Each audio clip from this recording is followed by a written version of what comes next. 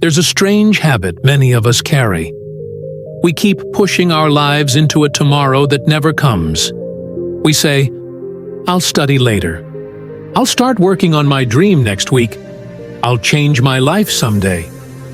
But while we wait for that perfect moment, time quietly slips away. Days turn into months, and before we even realize, opportunities vanish, and regret takes their place. This is the silent trap of procrastination. And today's story will open your eyes to the truth that wasted hours can destroy a future, and valued hours can build one. In this story, you'll see how one lazy young man wasted the best years of his life saying, "Later, later, later." But one turning point, one lesson, gave him a new chance. By the end, you'll discover why time is the most valuable treasure you will ever have. So, stay with me until the end. There was once a young man named Ethan who lived in a small countryside town. He was just 21 years old, full of health and energy, yet he wasted every single day. In his childhood, Ethan had been sharp and talented. His teachers admired him for his quick answers and creativity. His parents believed he would one day achieve something great.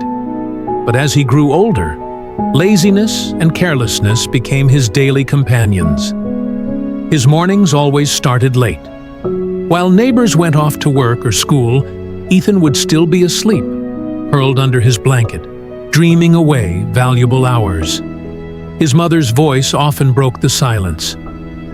"Ethan, wake up, my son. Study. Do something with your day." But Ethan would turn to the other side and mumble, "Not now, Mom. I'll do it later. I still have plenty of time." And those words, "later, later, later," slowly became the anthem of his life. Instead of using his youth for growth, Ethan wasted his days on endless distractions. His phone became his best friend, scrolling, chatting, games, videos, anything that gave him momentary comfort. His father warned him many times, "Son, life is like running water. If you keep saying tomorrow, one day you'll wake up and see everyone has gone ahead while you're left behind." But Ethan only laughed, thinking, "I'm young. I'll manage somehow." While his friends prepared for college entrance exams, apprenticeships, or small businesses, Ethan wasted hours hanging out at diners or playing baseball when he should have been preparing for his future. The difference between him and his friends became clearer every month. They had goals, plans, and discipline. Ethan had only excuses. One day, big news reached the town. A company was recruiting fresh candidates for stable jobs in the city. The requirements weren't very high. Only consistent preparation was needed. Almost all of Ethan's friends applied. They bought books, studied day and night, and practiced mock interviews together. The entire town buzzed with excitement. Families encouraged their children, neighbors wished them luck, and teachers gave guidance. Ethan also thought of applying. He told himself, "I'll also prepare. But there's no need to rush. The exam is still weeks away. I'll start tomorrow." But that tomorrow never came. Days slipped away, wasted in mobile screens, late-night hangouts, and aimless wandering. Finally, just 1 week before the exam, Ethan hurriedly filled out the application and opened his dusty books. But the pages looked unfamiliar, the words confusing. His mind, lazy from months of idleness, refused to focus. Still, he convinced himself, "Maybe I'll be lucky."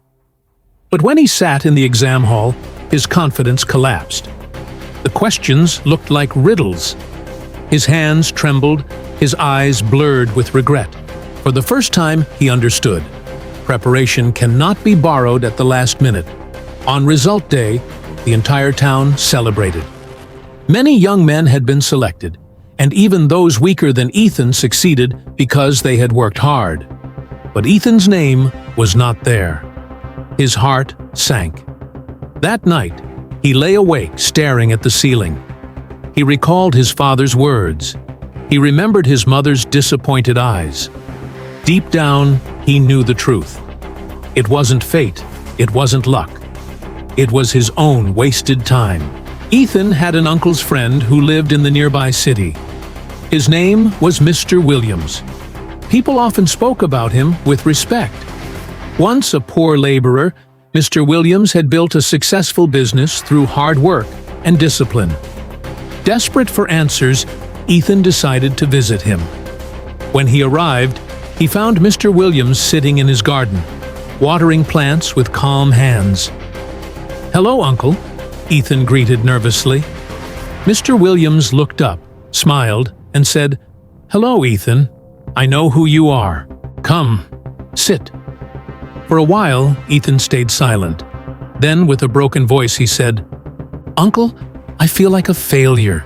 All my friends are moving ahead, and I'm stuck. I always delay things, and then it's too late." Mr. Williams looked into his eyes for a long moment. Then he said softly, "Your problem is not lack of intelligence. It is your blindness to the value of time. Let me tell you a story. Maybe it will awaken you."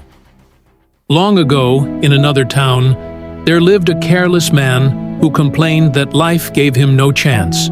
One evening, a wise traveler handed him a jar filled with 24 shiny stones. The traveler said, "Each stone represents 1 hour of your day. Every morning, you will receive 24 stones. Spend them wisely, because once the day ends, all unused stones will vanish forever." The man was excited. He thought, "I have so many stones, I can waste some." So every day, he threw away stones playing games, gossiping, and sleeping. Soon, days turned into years. His jar looked emptier and emptier. One night, the traveler returned. This time, he gave him only a small pouch with 5 stones. The man cried out, "Why so few?" The traveler replied, "Because your life is ending. I warned you. You wasted most of your stones." At that moment, the man realized the real treasure was not gold, not silver. It was time itself. But he had already thrown it away. Mr. Williams looked at Ethan and said, "Son, every morning you're given 24 stones, equal to 24 hours. If you waste them, you cannot get them back. Youth is your golden jar. Don't throw your stones away." Ethan felt as if a mirror had been placed before him. Tears filled his eyes. For the first time, he understood the weight of every passing hour.